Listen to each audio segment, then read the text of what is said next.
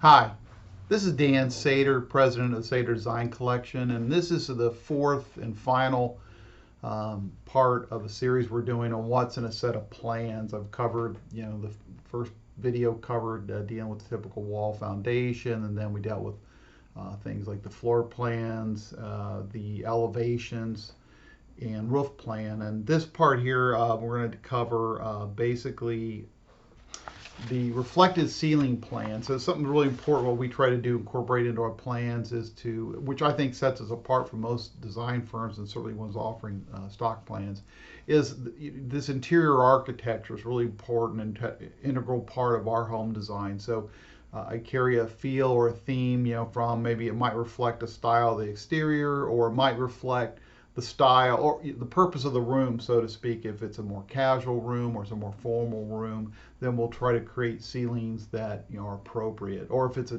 more traditional house, you're gonna have more traditional ceilings, contemporary ceilings. So we think that out, try to incorporate that. Whether you utilize that in your actual build that you do, great. If not, you want to do something different, you're free to do that as well. But just to give ideas.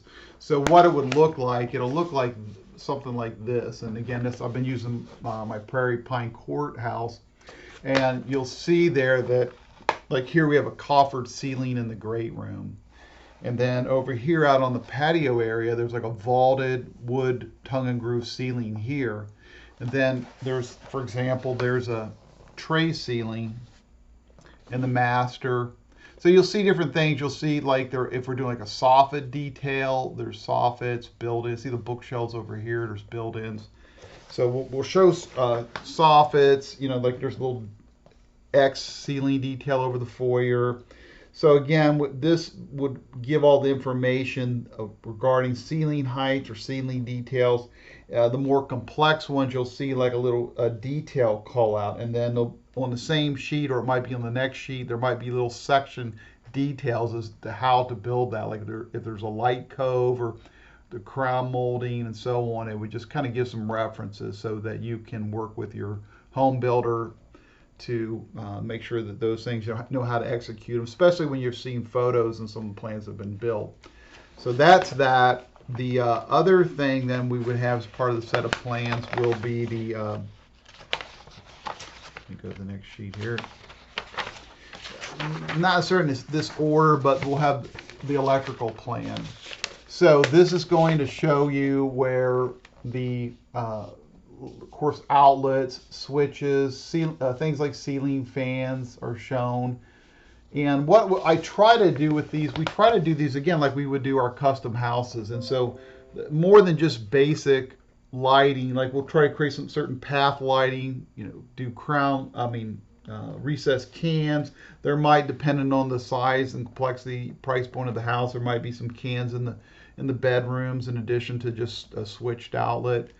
But and usually there's a reference here to landscape lighting, things like even a possible pool light, and think that. And then what we try to do with our switches too, I try to group them like how would I walk through this house? How would you? So you would group them in clusters. Like as you walk down the end of a hallway, there would be some switches there as you go into the master, so that you didn't have to retrace your steps through there. But thinking about those things as best we can, we try to think through that and try to put the switches in certain areas so they're grouped together. I remember a lot of times I was in a rental house one time, and they had some floodlights out the back, and every time I wanted to let my dog out, the problem was the switch for the floodlights was located in the back bedroom by the sliding glass door, because that was the closest location to the light fixtures. But it was very inconvenient to use because I never was going to go through that bedroom. I'd go out through the kitchen or the dinette, to let my dog out. But again, trying to think, locations of switches, not so much that it's the most economical, but it's the most convenient for you. And so that's part of that. Certainly, you feel free to, change that. But again, we try to show outlets again, certainly by code, but we usually try to go above and beyond that, wherever possible. So that I think brings me to pretty much the last sheet you might see in our set of plans, and that's the interior elevations. So if we have certain thing like a built-in detail usually I want to try to show that because it's reflecting certain type of architecture. If there's some stone on it, like a fireplace, a wood mantle. While these aren't, exacting details, I'm still trying to communicate a design process, a design thought. And then you will see all the cabinetries laid out, maybe to reflect hood details or soffit details, but it shows the cabinets, might show bank of drawers, things like that. But that's certainly something that you're probably going to work with your builder and your cabinet designer and work out, very specific details. But certainly architectural elements are important. We try to show those on the plans, like this built-in over here, as far as the columns, and it's kind of a concept so that you can get an idea of it. You can communicate to the builder and your trades out in the field.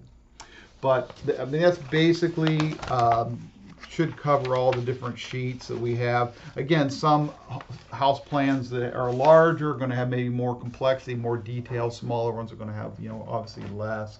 But again, what we try to do is create as much of a full set of plans that kind of, at least from standpoint of getting out the information, for design intent out for you to understand, and hopefully, obviously, for the builder and the sub trades.